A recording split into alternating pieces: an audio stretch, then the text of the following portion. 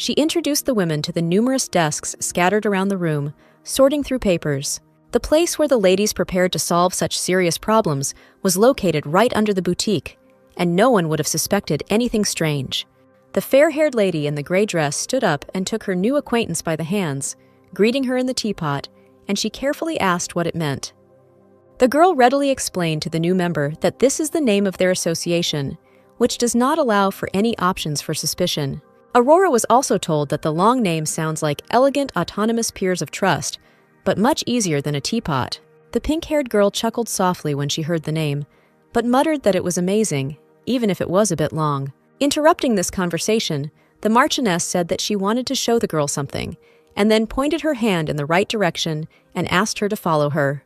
Audrey was surprised to see Countess Norbella Jart standing in front of her, greeting her and stating that after tea, they had been looking forward to this meeting. The future Duchess approached the woman and sincerely said that she was glad to see her, to which the gray-haired woman responded in kind, looking up from her reading. Handing the paper to the new participant, the Countess said that this was a plan for a new project, which was called Sunlight, and it belonged to her.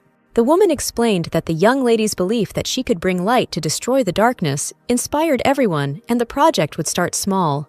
The pink-haired girl carefully clarified why they needed to remain unnoticed, and the Countess explained that His Majesty hated charity. Aurora immediately thought of the Emperor's dead eyes and his stubborn, stupid behavior, coming to the conclusion that he was simply useless. The Countess said they would treat people, and when they were able to return to work, they would use their network to create jobs. The girl leafed through the almost completely worked-out plan and thought about how the more she heard, the stronger her impressions. As Audrey looked at the woman who was explaining the next steps to her, she wondered how long they had been doing this. Noticing her thoughtfulness, the Marquise said that she had heard about the financial situation of Audrey's family, and therefore, the girl should not worry about it. Immediately remembering that these ladies had no idea about her origins, the pink-haired girl smiled brightly and thanked Mardella for this. She wondered if she could keep her secret, deciding that as long as no one in her family tried to expose her, everything would be fine. Taking a glass of wine in her hands, the redhead stated that the new member would be able to do something else, and again asked her to follow her. Pouring wine into the second glass, the woman said that it was now much more important for them that the negotiations with Geocure were successful. Taking her seat, the Marchioness declared that it was up to the future Duchess whether they would be able to win this war or not. Holding a glass in her hand, Aurora asked what they meant by success of the negotiations, and Mardella replied military cooperation. Running her fountain pen over the map, the Marquise muttered that even if they were friendly towards each other, many would die in battle. She stated that only through a military alliance would they have at least a chance to protect the territories the Nodelberg Empire already had. Looking at the map that lay on the Marquise's desk, Audrey mentally noted that she was pointing with her fountain pen to the northern lands. Aurora asked excitedly if even with the Allied forces they would have to give up the lands north of the capital, and she answered in agreement. Audrey couldn't help but remind her with fear that the Duchy of Ettica was in the north, and she replied that the Mardells weren't sitting idle either. The redhead stated that, no matter what, they do not have a 100% guarantee that they will be able to protect these lands from the anti-human alliance. The girl asked what would happen to the residents of these lands, and heard in response that an evacuation would be announced, but it was unclear whether it would be on time. Aurora questioned whether the real reason for helping her was so that she could increase the number of people to help the Empire. The Marquise confirmed that this is exactly the case, because even in military operations, human resources play a major role. They are irreplaceable. The woman added that they had already been looking at these areas, and the idea of the future Duchess helped them find such an opportunity. Audrey was clearly upset. She hung her head, thinking about how Cornelia's words sounded logical and realistic, but cruel. None of them had any right to take on the role of God and try to decide for themselves who would live and who would die in the coming war. The Marchioness said that if they divided the land in this way, Geocure would also be included in it, and this would be a very tempting offer for the prince. Aurora muttered that she was not directly involved in the negotiations, and Mardella replied that although that was not the case, the girl was the Duke's negotiator. Looking at the new member, the redhead added that she had heard that he was simply incredibly in love with his fiancée. She asked whether, if this were not so, the Duke would have allowed his bride to leave on his birthday, and Aurora recoiled in surprise. A little later, Wendell looked at the gentleman ingratiatingly while he was busy with papers, and soon Geoffrey asked him to speak. When the young man said that the lady should not have told the bride about his birthday, he replied that there was no need for that. The adjutant asked if it was acceptable to his lordship that they should not have dinner, and he asked him to tell them what he had learned. Wendell said he had looked into Angela's background thoroughly and found nothing strange, suspicious, or out of the ordinary.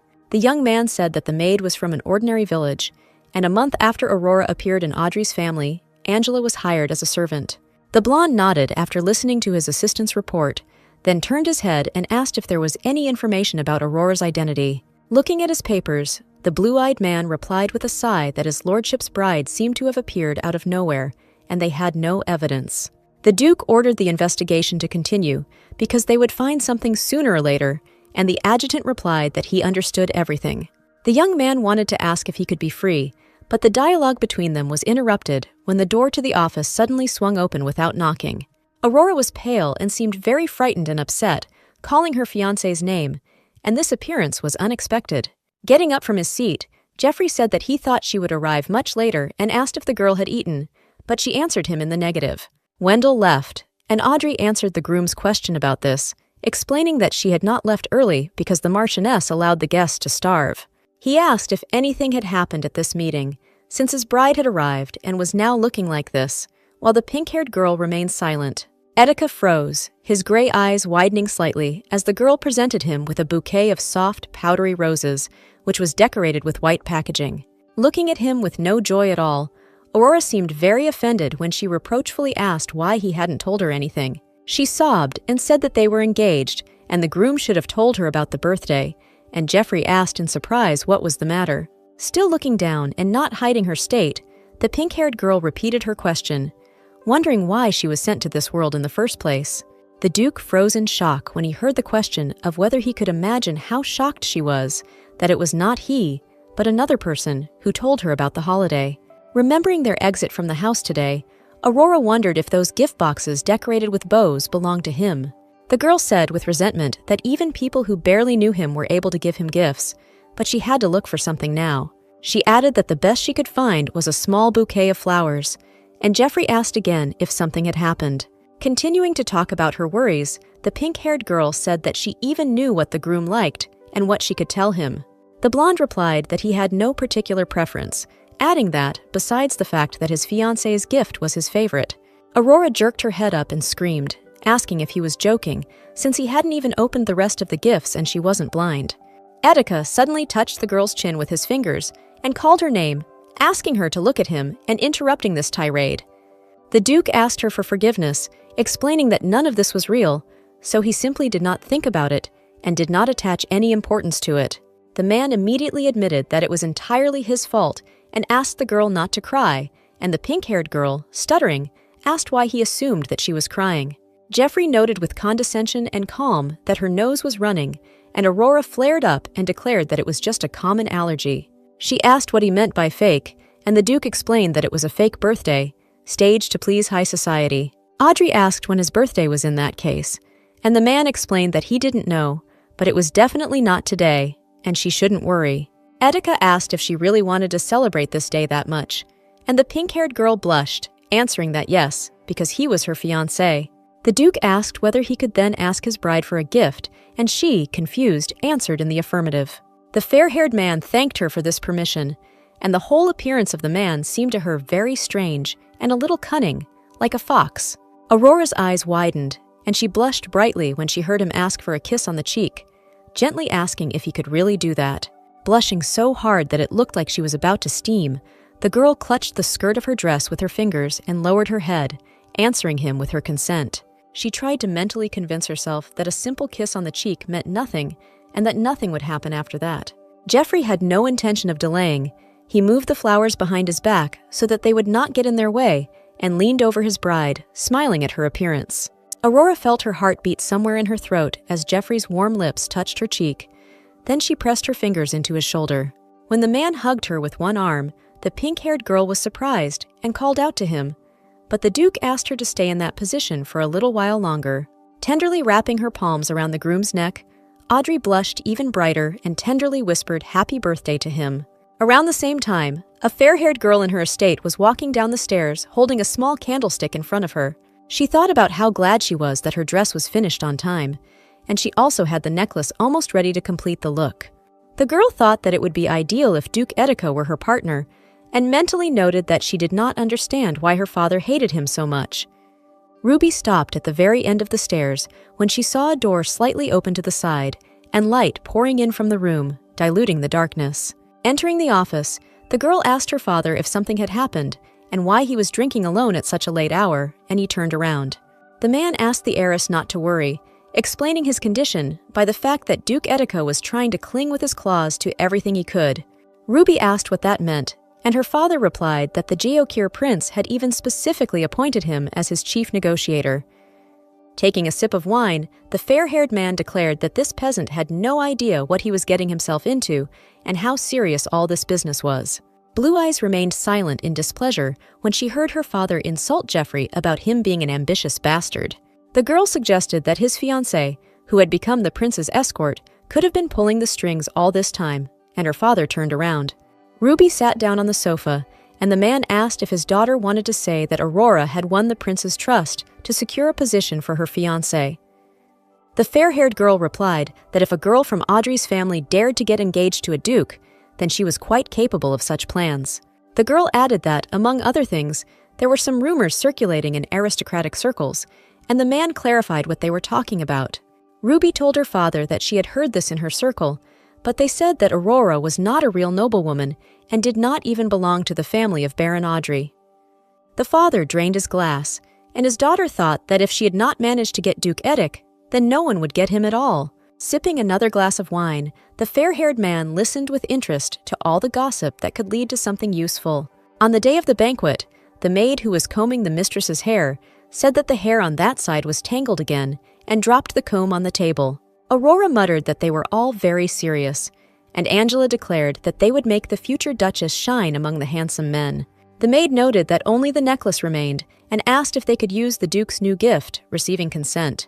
After placing the moonstone ornament in the maid's hands, Audrey asked her to put it in a safe place so that it would remain safe.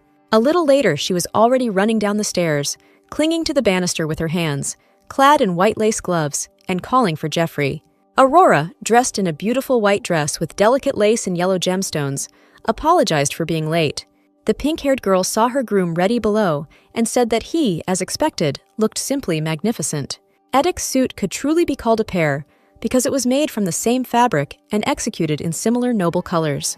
The man said he was grateful to her for choosing the suit, and Audrey thought he was staring as if he really liked her dress. Just when the girl thought he looked even more gorgeous up close, the blonde man smiled and declared that she was stunning. Hugging his elbow, the pink-haired girl replied that it was all his merit, because he made such a wonderful gift, and then thanked the groom. Prince Jean was already waiting for them near the carriage, elegantly complimenting the trio with his chic outfit and long yellow cloak. Aurora noted with a smile that the brown-haired man looked simply wonderful today, and the man replied that the lady was as beautiful as ever. He asked if he could call her Aurora just for today, and the girl agreed, but the blonde man was clearly not thrilled. Looking at the men, Audrey said that she wanted them both to promise to behave well that evening, and they would listen. John asked what was so special about a little friendly competition, and she replied that between them it was neither small nor friendly. The prince promised to keep a few people in line, and Jeffrey coldly informed him that his fiancée was concerned about Jean's health, not his. Finding herself between them again at a moment like this, the pink-haired girl thought that this was all just crazy and that they were acting like children. After some time, the three of them entered the main entrance of the imperial palace to start celebrating this party. Aurora looked around, noticing interested glances from all sides, and muttered that everyone was looking at them because they looked unusual. Jeffrey called the young man who was letting the guests in at the entrance and ordered him to sort out all the formalities quickly so that they could be let in. The servant immediately bowed and announced that they were all on the list of those invited to the evening, and therefore they could go forward and enjoy the celebration. At the entrance, the herald announced to all those present the arrival of Prince John Geosir, Duke of Ettica, and his bride, Miss Audrey. The girl involuntarily thought that this was just a ball, but she was dressed so festively that one might think that she wanted to show off. The pink-haired girl sighed and said that at least people didn't tell them anything, and Jeffrey looked around at the people around him, noting that they wouldn't dare. Handing his bride a glass of wine that he had just snatched from the waiter's table, the blonde man noted that they were too afraid of him. She couldn't help but notice how much distance had formed between them and the other guests, noting that the Duke seemed to be right. Prince Jean confirmed this with a mischievous smile and said that even in Geosira they knew about the Duke, and Audrey asked what they were talking about. The brown-haired man looked at one of his companions, asking if he had decided to keep this a secret from his bride, and he evasively replied that he had not. The Duke said that at every ball he involuntarily took damage and could probably hurt some of the people around him. Aurora's eyes widened in surprise as she wondered if Jeffrey was some kind of bully to be so feared. All three fell silent and turned around when they heard a voice from the side greeting Duke Ettica and noting that they had not seen each other for a long time. In front of their company stood the Duke of Rudland, behind whom his daughter, Ruby, and presumably his wife, were already comfortably settled. Looking at the prince, the Duke, who appeared out of nowhere, also greeted His Majesty, and Jean replied that he was glad to meet him again. The man introduced his wife and daughter, and the woman bowed, stating that they were honored and that they might be late but wanted to greet him. Nodding and confirming his wife's words, Rudland casually said that he had heard that the prince wanted to choose Ettica as a negotiator. Shaitan replied that, given the Duke's interracial experience, he would be better suited than anyone else, and Aurora sipped her wine to hide her displeasure. The man snorted contemptuously and said that Ettica had no experience of interacting in noble circles like this. Still sipping her wine, Aurora couldn't understand who could be interested in this nonsense if all of humanity was threatened with destruction and war. Rubiana, the lady who shook her head behind her father's back, clearly had a more adequate opinion than her entire family. The blonde couldn't stand still and shook her head. She seemed to look strange and unusual, and this worried Aurora. All conversation died down when the heralds announced that everyone had to stand up, because the Emperor and his wife, Empress Nodelberg, were coming. The pink-haired girl couldn't help but think that she had never seen the Empress before, but this woman, unlike her husband, looked normal. Audrey whispered to her future husband that the prince and princess seemed to have failed to show up for the celebration, and the blonde man muttered that they were too young. The Emperor, with a raised glass, declared that today they welcomed an honored guest from the kingdom of Geokir, adding that there would be harmony between them. Looking away, straight at Aurora with his unpleasant dead eyes, the man muttered that he was looking forward to what the ball would be like. A little later, the girl was already waltzing with her future husband and telling Jeffrey that he danced much better than she thought. The blonde man said that all physical exercises were his forte, although he was inexperienced, and Audrey asked if he was bragging about his natural gift. While twirling his beloved around in a dance, the man said that someone else could have spoken about this, but not her, and she confirmed that she was doing great. Looking at the girl, who was unimaginably beautiful that evening, Jeffrey said tenderly that he could not deny it. When the music stopped, the man leaned over and brought his beloved's palm to himself, leaving a kiss on it and thanking her for the dance, and she responded in kind. Aurora blushed when she felt his warm lips, and Ettica said that he did not dare to detain her and would wait for his bride on the terrace. As he stepped aside, the pink-haired girl pressed her palm to her chest and thought about how she could still feel the warmth of her fiancé's hand. Prince Jean appeared next to her, smiling and saying that the girl could dance, and she replied that she was ready to trust his hands. The brunette smiled, running his hands all over the image of the future Duchess, who was absolutely beautiful at this party. The prince called his companion by name, and she looked up, not really understanding what was causing such silence and tenderness in her gaze. Taking her hands, the man asked if she could call him by name at least this evening, and Aurora clarified this request. She asked again if His Majesty really wanted to hear himself addressed by name, and he nodded, confirming that he would like to hear it. Thinking that such a request, in principle, would cost her nothing, the girl softly said his name, observing such a reaction. The man smiled broadly and replied that it was simply amazing, feeling his whole soul light up with a pleasant warmth and butterflies flying inside. As they began to dance, the girl involuntarily thought that the prince was always very kind, but he treated her even better than the others. Audrey blushed a little and thought that it was strange for her to even think about how she could call the prince of another country by his name. Jean asked the girl what she was thinking about to look so happy, and the future Duchess blushed even more deeply than before, pursing her lips. The pink-haired girl muttered that she was glad, as if she had become his companion, and the prince asked if she was glad that all this would soon end. Aurora tried not to lie, but to remain polite, and answered in agreement, saying that she was glad about it because she would receive a reward. Gently twirling her in his arms, The man asked in surprise if the emperor had promised the future duchess something for all this. He assumed it was something important since the girl could get a reward for his good performance, and she asked how he guessed. The prince replied that he simply had good intuition, and then asked her to be careful anyway because nothing was over yet. The brown-haired man asked if the girl could promise this, and the pink-haired girl promised to do so, no longer listening to the music and walking intuitively. A little later, unfamiliar ladies told Aurora that they had never seen the Duke like this, because before meeting the girl, he looked like an iceberg. One of them noted with a smile that 2 of the girl's companions had disappeared, and some people were looking around in confusion for the Duke or Prince. The brunette in the elegant blue dress asked Miss Audrey what she thought about this, and she clarified what exactly she was talking about. She asked if the Duke was still the lady's lover, or if she was already thinking of running away to Geokir, but the pink-haired girl said that was nonsense. Ruby watched in silence as one of the ladies said with mild surprise and a smile that the Duke's bride was very modest. Stepping towards them, Rubiana said that such a modest girl should be taken care of, and the brunette asked with confusion what she was talking about. The blonde replied that everyone would definitely find out about it soon, and Aurora wondered if this lady had really decided to try to create a scandal. As soon as she finished speaking, the woman playing the role of Baroness Audrey rushed towards them and screamed about the impudent girl.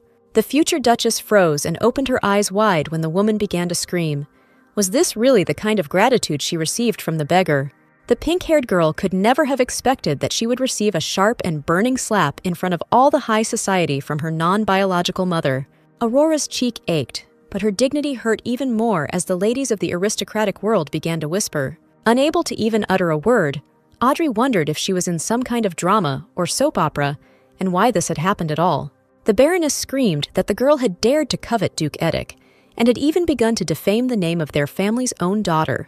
The prince couldn't help but hear a noise, and a girl asked if Miss Aurora hadn't said she was the biological daughter of the Audrey family. The pink-haired girl froze and lowered her head, realizing the full scale of the disaster, unable to even stand up for herself in front of the others. She was feverishly thinking about how she should try to answer them, but suddenly she felt the warm arms of her fiancé on her, who pressed her to himself. Calling the girl by name, Jeffrey tenderly took her face in his hands and, barely touching, stroked her cheek, already red from the blow. The blonde man seemed to be back on the battlefield, where he was about to face his enemies, when he turned around to look at his beloved's offenders. He, not hiding his angry growl, asked what this meant, and the Audrey family seemed dumbfounded, looking at the powerful Duke. The woman called out to Duke Ettica and fell to the floor as if begging for forgiveness, then bowed her head and confirmed that they had sinned. The future newlyweds heard that this commoner tried to deceive his lordship and threatened the family so that they could not stop her. The Baroness stated that they handed over a girl without a family or name to the man, asking for forgiveness for this, although she is not the real bride. She introduced him to Julia Audrey, a girl with dark burgundy hair who was wearing a blue dress with wide puff sleeves. Still holding his bride close, Jeffrey calmly refused and asked what exactly they had said about the threats.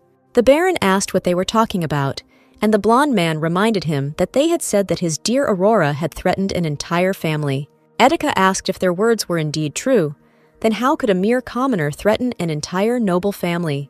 The man tried to explain, but the Duke interrupted him by saying that he had originally wanted to marry Aurora, asking if they had heard the rumors. Jeffrey calmly said that he wanted to marry only this girl, asking if they thought he was a fool who was unable to recognize his beloved. Baron Audrey pulled his wife closer to him and declared that they had not meant anything by it at all, while everyone around them continued to whisper about everything. Duke Rudland suddenly declared that this was enough, because Duke Ettica, although a commoner, must remember his current status. He stated that it was not important what exactly people were threatened with, but the fact that his fiancée lied about her status as a noble woman was already a crime. Rudland added that Aurora also appeared to be blackmailing Countess Rosamund into confirming her version of her own origins. The pink-haired girl thought with fear that the woman had blurted everything out as Jeffrey pressed her even closer and spoke sternly to the Duke. His bride thought that she had been too careless on her way, and that she should have prepared more responsibly for such a turn of events. Rudland said that if the mother says that this is not her daughter, then their romantic love story may turn out to be just an ordinary fairy tale. Seizing his chance as best he could, the Duke suggested that this witch might have bewitched her fiancé as well. Seemingly dark as the night itself, Jeffrey asked for what purpose Rudland was saying all this, and even daring to say it. The Duke replied that all that remained for Ettica to do now was to hand over the criminal to them in order to fulfill her duty as a worthy servant of Nodelberg. Rudlin narrowed his eyes and suggested that Ettica simply was unable to escape from the clutches of this treacherous girl. Aurora was very, very scared. She didn't even suspect that ordinary lies would be equated to criminal actions requiring punishment. Not about to let go of the girl, Jeffrey asked if he would be able to handle the consequences if he gave the girl to them. Knowing full well his importance, the fair-haired man declared that if he lost the love of his life, he could give up his title and disappear. Rudlin suddenly said that he would like to see the Duke become a traitor, shamefully fleeing his country. He suddenly shouted that Ettica was simply a disgrace to the nobility and the main reason why commoners should not receive titles. Hearing these insults, the pink-haired girl moved away from her future husband's chest and thought about giving this Duke a good thrashing. Jeffrey had anticipated this and pressed her head to his again, asking if he really was a disgrace to the nobility. He calmly asked what was wrong with that, reminding him that Rudlin had also had to do something to show off his title in the future. The Duke simply froze on the spot, because his interlocutor's question had clearly hit him seriously and very unexpectedly in a rather sore spot. The Emperor suddenly interrupted their squabble and laughed loudly, hitting the armrest of his throne like a child who saw a toy. The Empress called on His Majesty to remain calm, but the man rubbed his forehead with his palm, declaring that it was impossible to restrain himself because it was funny. He turned to Aurora Audrey, immediately correcting himself that she was simply Aurora, and the future newlyweds looked at him with tension. All their opponents smiled when they heard that Duke Rudland was right, and if they accused her of insulting the nobility, the girl would simply be torn to pieces. Asking if they shouldn't follow the law, the man propped his head up with his fist and asked everyone present to listen to Miss Goody Two-Shoes. The pink-haired girl looked at the Emperor with displeasure, mentally cursing and thinking that he wanted to talk about this right now. Jeffrey was the first to approach His Majesty and stated that they could not be 100% sure that his bride was not of noble birth. Ettica explained that she had lost her memory while with Audrey's family, and they could not confirm or deny her story. The Baroness cried out that such reasons could not be heeded, and declared that the girl was only a peasant. Turning to the screaming Audrey, the blonde man coldly asked what evidence they had of the girl's origin. The Emperor called out to them again and asked Duke Ettic whether he had not researched his own bride's background before the engagement. Jeffrey turned around again, fighting off the hyenas on two fronts at once, and replied that of course he had studied it, as it was standard procedure for such moments. The ruler replied boredly that such a test was clearly not enough, and the fair-haired man suggested giving the girl the title right away. He announced that he was simply going to marry Aurora, and she opened her eyes in surprise, dropping her jaw because she had not expected this. The man also stated that he was ready to do it right now, but suddenly, the prince's voice was heard pushing through the crowd and calling for the Emperor. Jean said that Miss Aurora was an important member of the delegation, and one should not rush to judge her until all the details of her origin were cleared up. He added that all deeds done for the good of the nation must be taken into account, and even Jeffrey fell silent, not intending to interfere with him in this salvation. Looking at the prince's face, which seemed to have acquired such a serious expression for the first time, Aurora thought that she had not expected help from him. The Emperor sighed and replied that they could put this matter off until later, since their esteemed guest from Jeokir so requested it. Audrey's family listened in silence as the summer ball was about to take place, where the girl would have to prove her origins or become the Duchess of Ettica. The future newlyweds were gloomy after everything that had happened, while His Majesty repeated that he was giving them such a period to solve the problem.